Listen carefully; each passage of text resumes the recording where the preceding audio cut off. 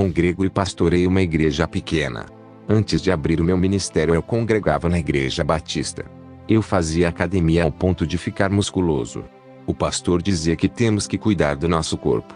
Mulheres faziam cirurgia plástica, redução do estômago, lipoaspiração e implante de seios de silicone. Outras colocavam silicone nas nádegas. Eu orava muito nas madrugadas e algo estava me deixando incomodado com tudo aquilo. Eu pensava se era certo ter tanta vaidade. Comecei a pedir uma resposta para Deus e fiz uma campanha de 40 dias de oração em busca de uma resposta. Quando cheguei ao último dia da campanha eu fiquei preocupado por não ter nenhuma resposta. À noite eu fiz uma oração e fui dormir. Senti uma firme dor no peito que não conseguia respirar. E de repente eu estranhei por estar em pé e o meu corpo deitado na cama. Uma luz apareceu em cima de mim e a minha alma foi levada. Quando percebi estava em um lugar escuro. Aquela luz não se apartava de mim e iluminava o lugar. Uma voz disse: Se prepare para receber as revelações, apenas siga essa luz. O primeiro lugar que essa luz me levou. Eu vi uma placa escrita idolatria. E o que me assustou foi que nenhuma alma dali era adoradora de imagens católicas. São cristãos adoradores de placas de igreja e perto deles eu vi cristãos adoradores dos seus pastores. Aquele lugar de idólatras estava dividido em comportamentos específicos. E na outra repartição eu vi os idólatras de jogadores de futebol. Fui para o outro compartimento e vi uma bola de futebol gigante e os adoradores de clubes de futebol. Vi adoradores de cantores, bandas, atores e astros. Vi adoradores do dinheiro, de objetos sagrados até chegar aos adoradores de imagens. Eu vi um pastor que está lá por adorar a sua esposa. Vi uma mulher cristã que adorava o seu marido a ponto de deixar o caminho de Jesus e viver para ele. O que você imaginar de idolatria ali tem. Sai desse lugar e vi dois pais cristãos, um homem e uma mulher que fazia diferença entre os filhos e semearam ciúmes. Tratavam mais bem um de seus filhos a mais do que o outro. E isso nasceu uma revolta no coração da criança, o que o fez crescer um rapaz cheio de ódio. Continuei seguindo a luz e fui a um lugar onde só tem homens musculosos. Aquele é um lugar dos fisiculturistas e dos bodybuilders. Os demônios com facas abriam seus corpos e arrancavam seus músculos. Eu não sabia o significado daquela revelação. Uma voz me disse: Eles nasceram à minha imagem, mas preferiram ter a imagem deformada de Satanás. Continuei a caminhar e eu vi mulheres que colocaram silicones nos seios, nádegas, braços e rostos. Os demônios as chamavam de suas bonecas porque tinham colocado muito plásticos dentro de seus corpos. Os demônios as serravam para tirar todo aquele silicone de dentro. Os demônios diziam: esses silicones são nossos e vamos tirá-los dos seus corpos, nossas mulheres de plásticos. Mulheres que fizeram lipoaspiração, redução de estômago, cirurgia plástica nos rostos. Quando chegam ao inferno os demônios abrem elas e fazem cirurgias deformando todos os seus corpos. Uma voz disse: Cirurgia plástica ou qualquer procedimento estético no corpo deforma a imagem de Deus, não aceita como Ele o criou. Continuei caminhando no inferno. Eu vi lutadores de UFC no inferno com fisiculturistas e esportistas. Eu vi shampoo e cremes de pele no inferno. Aquele creme quando a mulher passava em seu corpo o cheiro seduzia os homens na terra. O shampoo quando era passado na cabeça. A sua química penetrava dentro do couro cabeludo e ficava dentro do cérebro causando alterações mentais. Depois eu vi uma mulher da igreja usar um perfume. E do seu corpo saía uma fumaça negra e cheirosa que entrava nos narizes das pessoas. Isaías 3 verso 24 meditem. E muitos homens eram seduzidos pelo cheiro. Eu vi o demônio da sedução com um vidro na mão e quando ele abriu o frasco uma fragrância infernal saiu de dentro e entrou no meu nariz. Eu fiquei apaixonado por aquele demônio. Eu fui hipnotizado por aquela fragrância que saiu na forma de fumaça negra. Mas logo a luz que estava perto de mim destruiu o efeito hipnótico. No inferno está cheio de perfumes da sedução. Eu vi mulheres cristãs da igreja que depilavam as pernas e vestiam saias curtas para mostrar a sua sensualidade. Os demônios arrancavam as carnes das suas pernas. Eu vi uma moça que tirava as sobrancelhas. Os demônios arrancavam seus olhos. Uma mulher que tira as suas sobrancelhas muda a sua aparência. E a voz dizia para mim: ela mudou a minha imagem nela. Eu vi homens cristãos que tiravam as sobrancelhas e depilam os peitos e as pernas. Um demônio afeminado apareceu e disse: Fizeste a minha vontade lá na terra e atormentou esse homem. Eu fui ao lugar onde vi pastores que eram homens de Deus, mas se desviaram. Eles começaram pregando a verdade e terminaram as suas vidas pregando a mentira. Mudaram a doutrina para não perder tanto os membros. Eles fizeram vistas grossas para o pecado e estão no inferno. A luz me levou a uma parte do inferno. Eu vi-o nas eletrônicas de eleição. As urnas estavam cheias de votos de um candidato. Todas as urnas tinham as suas fotos. Uma voz disse: Todas as urnas são fraudadas. Somente aqueles que fazem pactos são os que ganham a eleição. Satanás já elegeu quem vai governar essa nação. Eu olhei para as urnas e vi a foto de George W. Bush. 2 anos depois do meu arrebatamento ele foi eleito. Uma voz me disse: Diga para a igreja não fazer protesto contra os governadores, por mais injustos que sejam. A rebelião vem de Satanás, e é pecado de feitiçaria. Diga para a igreja somente orar pelos seus governadores. Não quero que os meus servos sejam políticos. O governo afasta os meus servos de mim e corrompe os seus corações. Os meus discípulos renunciaram ao mundo e não fizeram parte do governo. A política é o engano de Satanás, onde ele controla todos os projetos e leis. Eu recebi essa revelação e provo na Bíblia que não há doutrina dentro do Novo Testamento que diz que o cristão pode ser político. Jesus foi o primeiro a rejeitar o governo quando o povo começou a clamar de rei. Os 12 discípulos também não se envolveram. O apóstolo Paulo, que era do partido político dos fariseus, também se afastou para servir a Jesus. E muitos cristãos querem ser políticos usando como base o Antigo Testamento como a passagem de José e Daniel. Não se candidate, isso irá levá-lo ao inferno. Eu vi o demônio do divórcio dentro do inferno. Eu me lembrei da minha vida e da minha esposa. O nosso casamento estava se desgastando aos poucos. E a igreja ainda nos oprimia dando conselho contra. Um demônio tentou me agredir no inferno com uma lança. Mas a luz que estava perto de mim impedia que ele se aproximasse. A luz me tirou daquele lugar e me levou até as nuvens, onde pela primeira vez encontrei com Jesus. Ele disse: E meu servo era a minha voz que falava contigo no inferno. Agora testemunhe para o mundo o que viste. Estou lhe ungindo como meu pastor. Acerte a sua vida conjugal com a sua esposa e faça a minha obra. Quando a minha alma voltou ao corpo, eu e a minha esposa ainda dormia em camas separadas. E quando a gente dormia na mesma cama, um ficava distante do outro. Um demônio deitou no espaço da cama que é o meio. Era ele que fazia a minha esposa ficar estranha. Eu, como a esposa dele, vi esse demônio perto de mim e do meu esposo Aldo. O nosso lar estava carregado porque a gente não estava se entendendo.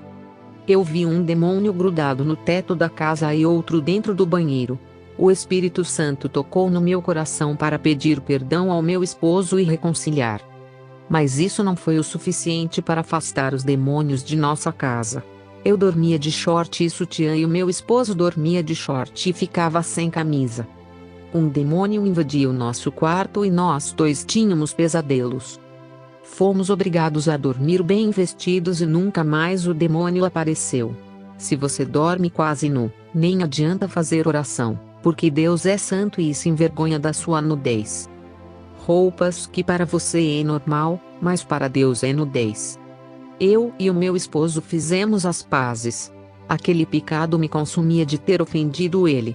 Eu tinha que esclarecer o mal-entendido e falar a verdade sobre o planejamento do divórcio, que ele não sabia. O nosso casamento ainda tinha as marcas da desconfiança do passado. Eu não parava de pensar como seria a sua reação. Eu o chamei para conversar e confessei os meus erros. Ele também confessou os dele e me compreendeu. Todo aquele peso saiu de nossas costas e veio o alívio. Defeitos eu tenho e vou melhorar como uma mulher sábia. Aprendi muito e não vou errar outra vez. Essa experiência foi um aprendizado. Somos influenciados pelos valores culturais de uma sociedade pecadora. Eu fui influenciada pelos conselhos de mulheres que são violentas com os seus maridos. Agora o meu desafio é trazer influência de uma vida transformada por Deus. O meu pastor me incentivou a raspar as sobrancelhas para agradar o meu esposo. Antes eu gostava de tirar quase tudo e deixava uma linha. Um dia estava orando a Deus. O anjo de Deus veio até o meu quarto e me repreendeu. Eu joguei a culpa no meu pastor que me induziu a fazer isso. O anjo disse que a culpa é minha e a responsável pelos meus atos sou eu. O meu pastor não me obrigou e nem pegou a navalha da minha mão para tirar as sobrancelhas. O anjo disse: independe do pecado que venha a praticar, porque o pastor disse que não é pecado. Saiba que o pastor não pode viver a sua vida e nem respirar por você. Ele não vai ser o seu advogado quando estiver diante do trono branco no juízo final. Ele não pode carregar as suas tristezas e nem sentir as suas dores quando estiver em provações. Jesus é dono da sua vida e é melhor obedecer a Deus do que aos homens. Antes dessa revelação eu tinha colocado um vestido apertado no corpo e muito curto. O vestido era vermelho e sexy. Eu estava me arrumando para ir ao culto da igreja. Um demônio apareceu para mim com o mesmo vestido vermelho. Ele se transfigurou na minha aparência e ficou igual a mim. Ele disse: "O meu batom ficou muito lindo em seus lábios. Essa cor do seu vestido lhe deixou sedutora. Está linda. Nunca tire a maquiagem. Ficou sensacional. Está sexy e dentro desse pano tem um espírito da sensualidade, amigo meu." Eu dei um grito e o demônio desapareceu. O meu esposo correu até mim para saber o que houve. Eu falei para ele o acontecido. Ele disse que já tinha falado para eu renunciar à vaidade, porém eu não tinha força. Fomos para a igreja, eu não tirei o vestido. E quando eu passava na rua, todos os homens paravam e olhavam para mim. Eles pareciam hipnotizados. Isso nunca tinha acontecido comigo. Era a primeira vez que usava aquela roupa e parecia que lançava encantamento por onde eu passava. Eu sentia a sensação do poder e de rainha pela primeira vez. Quando cheguei a casa mesmo com o coração cortado, eu disse que iria dar o meu vestido. O meu esposo disse para eu queimar, pois o mal que não queria para mim, não era para dar para os outros. Quando joguei aquele vestido no fogo, eu vi um demônio saindo de dentro dele. É o espírito de sedução que possui qualquer mulher que veste ele. Aquela sensação que eu senti de uma mulher poderosa era a sensualidade. Quando eu consegui renunciar à vaidade, o meu esposo abriu o ministério próprio por causa do liberalismo do nosso pastor. Eu já estava recebendo revelações quando orava. Eu larguei da vaidade, mas o meu guarda-roupa estava armazenado de toda a roupa mundana. O Senhor disse: "Vá ao seu guarda-roupa." Eu fui. Ele disse: "Tu, minha serva, diz que se libertou da vaidade e da sensualidade." Eu respondi: "Senhor, eu me visto bem, cubro as minhas vergonhas." Jesus disse: "Todas as lembranças do passado estão na sua casa. Ainda não esqueceu o seu passado. Satanás traz o passado de volta para a sua mente, alimenta os seus desejos e tu sentes saudades. Não se esqueceste da velha criatura, não se desfez ainda dessas coisas. Isso não me agrada. Tu ainda guardas roupas sensuais e biquínis em seu guarda-roupa. Brincos, batons, pulseiras, colares e mini-saias estão guardados. Tu ainda estás ligado com o mundo. Os demônios vão lutar contra a sua fraqueza. Não abandonou o mundo completamente. O que adianta não usar e guardar? Tu ainda tem o seu coração nessas coisas. Eu irei julgar os seus corações. A minha palavra diz que as coisas velhas se passarão, eis que tudo se fez novo. Tu precisas renascer em uma nova criatura e se desligar desse mundo. Santifica-se mais se queres morar no céu." Eu citei o nome da irmã Dolores, que se vestia bem e colocava vestidos largos parecendo uma muçulmana. Eu disse: "Senhor, ela é uma grande serva de Deus." O Senhor me respondeu: "Ela vive de aparência serva, tem grande amargura em seu coração e guarda um profundo ódio do seu esposo que o abandonou. As suas vestimentas encobrem a realidade dessa mulher, nem tudo que brilha é ouro." Eu fiquei assustada com essa revelação que o Senhor me passou.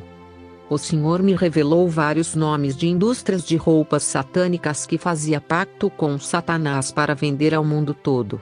Os panos eram consagrados e uma legião maligna entrava naquelas roupas. Os panos tinham uma força maligna que convence qualquer pessoa para comprar, e o sucesso de venda trazia grande lucro para o dono.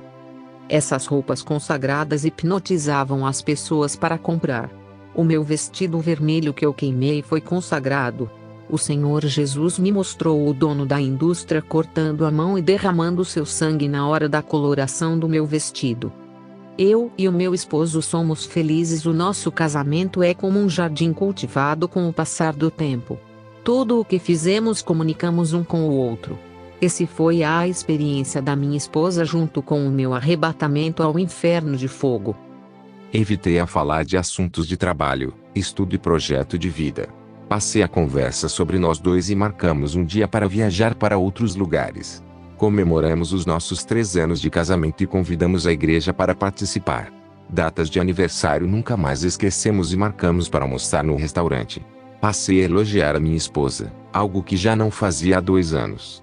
Aprendemos a gostar de nós e desfrutar desse mundo maravilhoso que Deus criou. Procuramos a conhecer outros lugares de paisagens lindas. Estamos felizes pela mudança que Deus realizou em nossas vidas.